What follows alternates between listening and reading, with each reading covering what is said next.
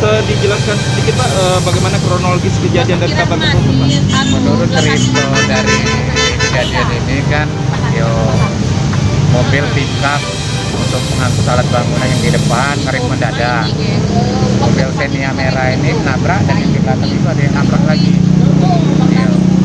Kondisi sopir Xenia itu Alhamdulillah untuk sopir drivernya ya selamat galau dan katanya. Intinya kita tidak bisa menyalahkan kan itu untuk keterangannya mobil pickup ngerit mendadak katanya.